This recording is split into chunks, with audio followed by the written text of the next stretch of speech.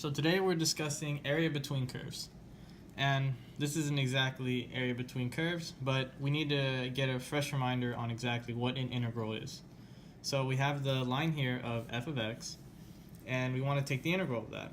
So we'll say f of from 0, x is equal to 0, so this point to, I guess, this point. And we'll call that point a. So we'll have this integral of from 0 to a of f of x dx. And that gives us this entire area under the curve. So we're going to try and use this to try and find area in between curves. So let's begin with the two curves,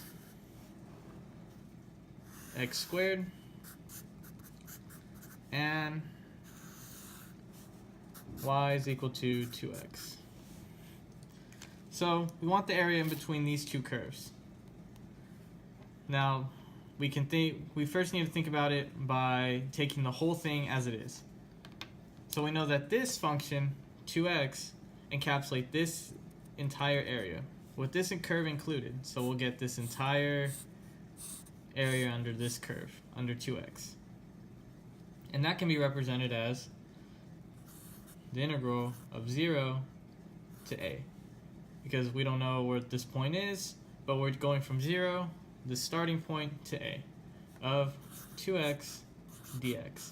And remember, that's this entire area to whatever point we please, which is represented as a. Now, what about the rest of the area?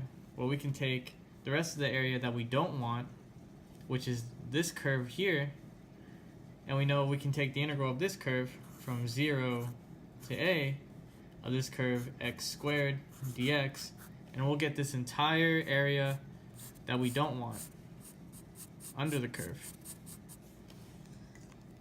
So when you take an integral with bounds, you'll get a numerical answer. So like, say this is like 1 and this is like half of 1, or 1/2. If you subtract those, theoretically that should be the area in between these two curves, which is a half. So let's do this in real practice.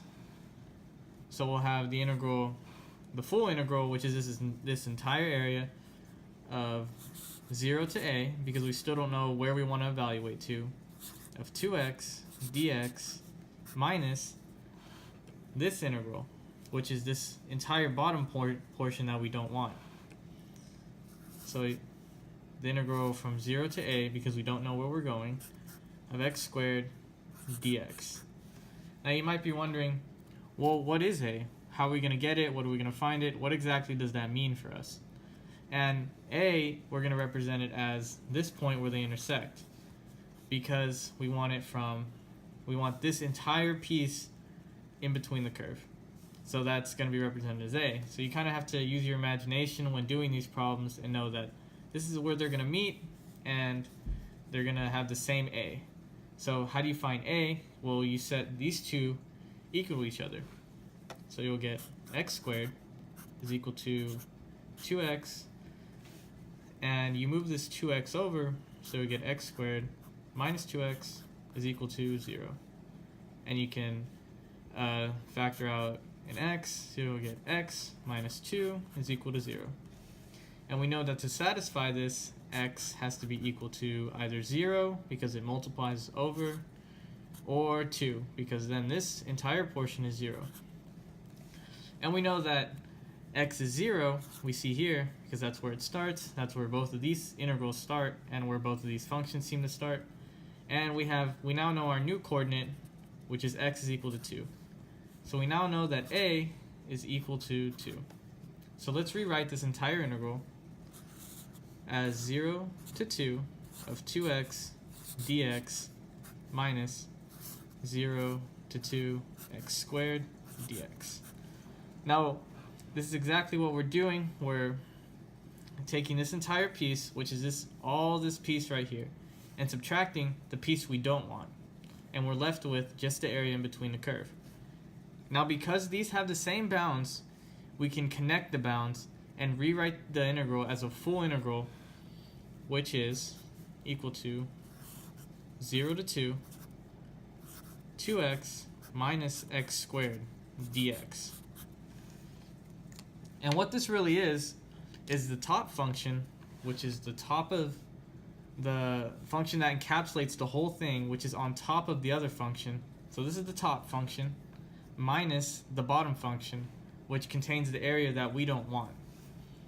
So this also can be written as a general equation that you can refer to in Cal2 when doing this as the integral from a to b, because we don't know what points it is, so we're just going to call them a to b of the top function minus the bottom function. And that's really what you want to follow when doing this, because as you can tell from our example, x squared and 2x, that the top function is 2x minus the bottom function, which is x squared. The integral from a to b dx. And that's exactly what we were given. But we know what a and b are.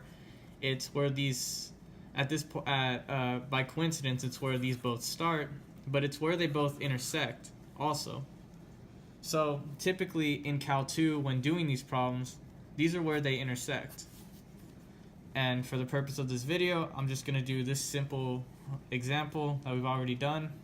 So we know they intersect, or they both start at 0, and they also intersect at 2.